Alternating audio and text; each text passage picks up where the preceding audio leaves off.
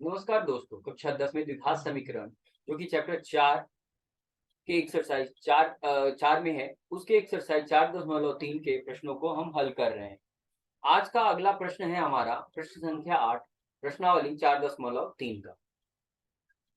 शब्दों में ये प्रॉब्लम, समस्या यानी प्रश्न को लिखा गया है और जब भी ऐसा प्रश्न मिले तो हमें ध्यान से प्रश्न को पढ़ना चाहिए और जो-जो स्थितियाँ यहाँ बनाई गई हैं, जो-जो जिन-जिन चीज़ों का ज़िक्र है उन्हें ध्यान से पढ़ना और समझना चाहिए और साथ में ये पता लगाना चाहिए कि हमें पता क्या करना है। तो चलिए पहले प्रश्न पढ़ लेते हैं, प्रश्न संख्या 8 कह रहा एक रेलगाड़ी एक समान चाल से 360 किलोमीटर की दूरी तय करती है। एक रेलगाड़ी का ज़िक्र किया गया है जो कि एक किसी चाल से चल रही है, जो एक समान है, किसी क्षण उसकी चाल बदल नहीं रही है और उसे 360 किलोमीटर की दूरी तय करनी, ठीक है। कह रहा है दूसरी स्थिति में यदि यह चाल 5 किलोमीटर अधिक होती, यानी यह 2 स्थितियों को पैदा किया गया है, 2 स्थितियां बनाई गई। पहली स्थिति में कोई चाल है जिससे वो 360 किलोमीटर की दूरी तय करेगी रेलगाड़ी। अब दूसरी स्थिति में उसी चाल को 5 किलोमीटर प्रति घंटा के रफ्तार से बढ़ा देना है। तो जो नई चाल होगी उस नई चाल से अगर वह उसी दूरी को तय करे तो पहले की स्थिति में 1 घंटा कम समय लेगी पहले की स्थिति से। तो पूछ रहा है रेलगाड़ी की चाल बताइए। ऐसी स्थिति में रेलगाड़ी की चाल, सामान्य चाल जो है, प्रारंभिक चाल जो है वही मानकर चलते हैं, जो कि पता नहीं है और जो चीज़ नहीं पता रहता है तो उसे मानकर चला जाता है। तो यहाँ मानना क्या होगा? रेलगाड़ी की प्रारंभिक चाल। तो चलिए हल लिखा जाए। माना रेल गाड़ी की प्रारंभिक चाल बराबर एक्स, नहीं पता है तो मानेंगे एक्स किलोमीटर प्रति घंटा। यहाँ इकाई दिया गया है, किलोमीटर प्रति घंटा में मापना है। इकाई पर विशेष ध्यान होनी चाहिए, ठीक। तय की करने के लिए दूरी कितनी दी गई है? 360। तो अगर प्रारंभिक चाल x किलोमीटर प्रति घंटा है और इस चाल से यह 360 किलोमीटर की दूरी तय करेगी तो कुछ समय लेगी। अब एक समान चाल से चली गई दूरी को किसी चाल से चलने पर जो समय लगता है उसका एक सूत्र होता है। सूत्र क्या है? वह चाल के सूत्र से मिलता है। होता है चाल का सूत्र, चाल बराबर तय की गई दूरी बटा दूरी तय करने में लगने वाला समय। तो हमें अगर समय पता करना है तो समय को इधर लाइए और चाल को उधर भेजिए। ये रहा समय निकालने का फॉर्मूला, सूत्र। इसी सूत्र का प्रयोग करेंगे। तो जो प्रारंभिक चाल है उस चाल से अगर रेलगाड़ी चल रही है तो 360 किलोमीटर दूरी तय करने में कोई समय लेगी, तो वो समय हम पता करेंगे। क्योंकि इस समय की जानकारी इसलिए जरूरी है क्योंकि अगले बार जो है ना वो 1 घंटा कम ले रही, तो किससे 1 घंटा कम? जो यानी कि 1 घंटा कम जो लेगी तो इसका मतलब जो पहले जितना समय ले रही थी उससे 1 घंटा कम। इसलिए प्रारंभिक समय की जरूरत है। तय की गई दूरी, ठीक है ना। दूरी यहाँ जो तय करनी है वो है 360 किलोमीटर का। ये दूरी दिया हुआ है, दिया है ये मानेंगे नहीं, दिया है दूरी बराबर इतना। तो क्या है? x किलोमीटर प्रति घंटा की चाल से 360 किलोमीटर की दूरी तय करने में लगा समय निकाल लिया जाए। यह समय क्या हो जाएगा? सूत्र है यहाँ दूरी बटा समय, चाल। यहाँ समय नहीं होगा भाई, माफ कीजिएगा, चाल होगा। तो दूरी जो तय की गई जा रही है और चाल जो चाल से चली रेलगाड़ी चल रही, तो दूरी 360 और चाल जो है यहाँ x किलोमीटर प्रति घंटा का है। तो किलोमीटर किलोमीटर करके केवल घंटा में आया 360 बटे x, ठीक। अब नई चाल, नई रेलगाड़ी की नई चाल, रेलगाड़ी की नई चाल नई चाल के बारे में क्या बोल रहा है, आगे पढ़िए। कह रहा है यदि यह चाल 5 किलोमीटर अधिक होता, यानी पहले जिस चाल से रेलगाड़ी चल रही है उस चाल से 5 किलोमीटर ज्यादा, तो ज्यादा का मतलब जोड़ देना। तो ये रही नई चाल रेलगाड़ी की। रेलगाड़ी प्रारंभिक चाल से जो चल रही है, जो 1 किलोमीटर प्रति घंटा है, कह रहा है उसमें वो उससे 5 किलोमीटर प्रति घंटा अधिक चाल होती, तो जाहिर सी बात है प्रारंभिक चाल जो भी हो उसमें 5 किलोमीटर जोड़ प्रति घंटा जोड़ देंगे तो नई चाल मिल जाएगी।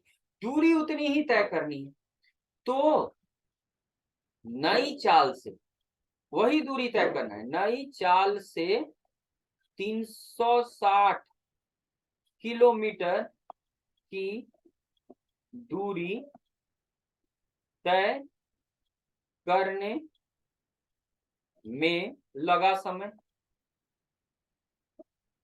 समय कितना लगेगा बंधु यहाँ, तो फिर से वही सूत्र है, दूरी जो कि नई वाली होगी बटा दूरी वही रहेगी 360 और चाल नई हो जाएगी, तो 360 किलोमीटर है और चाल नया वाला है x जोड़ 5, ये दिया हुआ और ये घंटा में। तो ये नया समय और ये पुराना समय। ध्यान से देखिए, प्रश्न को पढ़िए, क्या कह रहा है कि नया वाला समय जो है वह प्रारंभिक समय से 1 घंटा कम है। प्रारंभ में जो समय लग रहा है दूरी तय करने में, उससे 1 घंटा कम करेंगे तो नया वाला समय मिलेगा। तो हम लिखेंगे प्रश्न के अनुसार, तो प्रश्नानुसार जो नया समय है वो पुराने से 1 घंटा कम है। नया समय बराबर हो जाएगा पुराना समय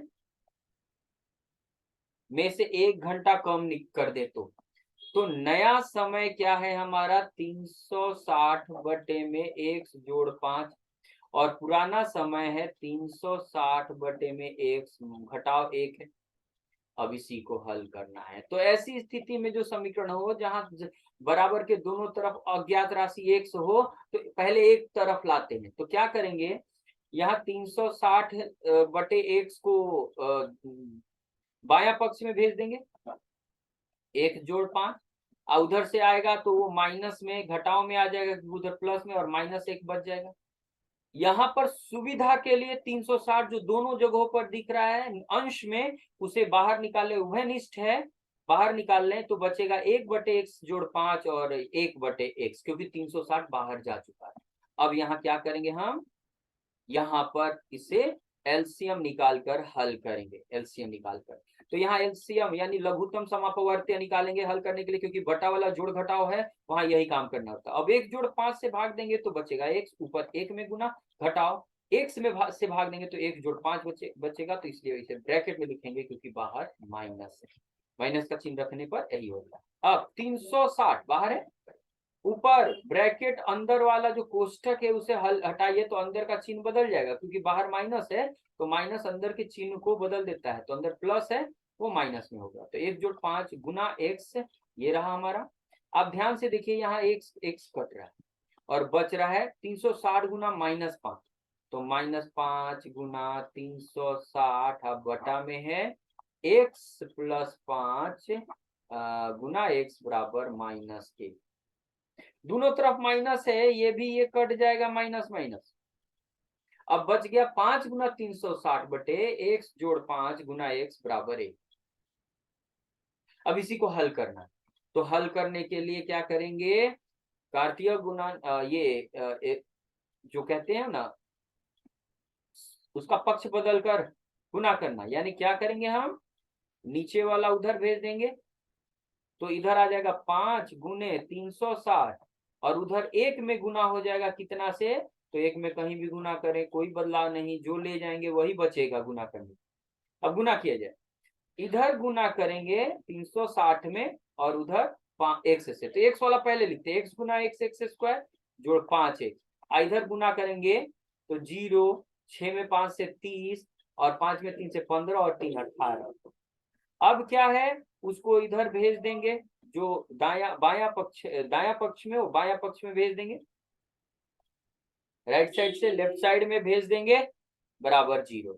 अब ये मिल गया द्विघात समीकरण। अब इसे हल करेंगे हल करने के लिए आपको तौर तरीका बताया गया, उस तरीके को अपनाएंगे। क्या मिला? एक्स स्क्वायर जोड़ 5x घटाओ 1800 बराबर 0। ठीक, चाल निकालनी है, एक्स का मान निकालना। चलिए अगले पेज पर चलते हैं। समीकरण क्या है, फिर से लिखते हैं। क्या है? एक्स स्क्वायर जोड़ 5x घटाओ 1800 बराबर 0। तो आपको पता ही है गुणनखंडन की विधि के द्वारा, नहीं तो वर्ग विघाती फॉर्मूला उसी का प्रयोग करते। एक्स बराबर फॉर्मूला होता है, सूत्र होता है क्या? माइनस में बी ये होता है 5, तो -5 जोड़ या घटाओ बी का स्क्वायर यानी 5 का स्क्वायर माइनस 4 गुना ए का मान 1 है और बी का मान -1800 है। बटा में आ जाएगा 2 गुना ए 1 है। अब आगे बढ़िए, -5 जोड़ और घटाओ, 5 का स्क्वायर 25, माइनस और माइनस मिलकर प्लस, 4 से 18 100 में गुना कर दे तो 4 4 720 और ये हो जाएगा 2, यहाँ हो जाएगा -5 जोड़ दीजिए यहाँ, तो 7 2 2 5, इसका वर्गमूल निकालना होगा। वर्गमूल निकालने के जो विधि से आप गुणनखंडित करके आप कम करते, 5 से भाग लगाइए जरा। 7 2 2 5, क्या होगा? एक बार में बचा 2, 4 बार में 20 है तो बचा 2, 4 बार में फिर 5 से कटेगा कितना? 2 बार में 4, 8 बार में, फिर 9 बार में। कितना हुआ ये? 2 8 9, ये 13 से कटेगा, है ना? 13 से कट जाएगा, 13 से नहीं 17 से। 17 गुना 17 होता है ना, 17 गुना 17 2 8 9, दिखा रहे गुना करके। 7 में 7 से 49, 4 11 7 1 हो गया। कितना आ जाएगा? तो क्या मिला? वर्गमूल 2 गो 5 और 2 गो 17, तो 1 गो 5 और 1 गो 17, वर्गमूल 2 गो 5 का 1 गो 5, 2 गो 17 का 1 गो 17 बटे में 2। आगे बढ़िए जरा, देखा जाए तो क्या आया? एक बार प्लस को लिखिए 17 में 5 से गुना करके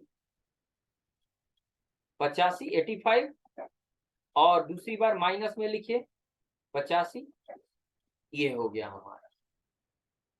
ठीक, दूसरा गुना कीजिए, ये जोड़िए, सॉरी, -5 में 85 जोड़ देंगे तो 80 बटे 2, और यहाँ 90 बटे 2, तो एक जगह आया 40 और एक जगह आया -45। चाल है, चाल ऋणात्मक नहीं होता है। ठीक, तो इसलिए हमें x का मान 40 लेना होगा, बताएंगे चूंकि चाल ऋणात्मक यानी निगेटिव नहीं होता है, इसलिए ये आया। अतः हम कहेंगे कि रेलगाड़ी की चाल कितनी है? 40 किलोमीटर प्रति घंटा है। प्रति घंटा, किलोमीटर प्रति घंटा लिखना न भूलें। और इस प्रकार हम इस प्रश्न को ध्यान से प्रश्नों को पढ़िए, हल को पढ़िए, समझिए। धन्यवाद।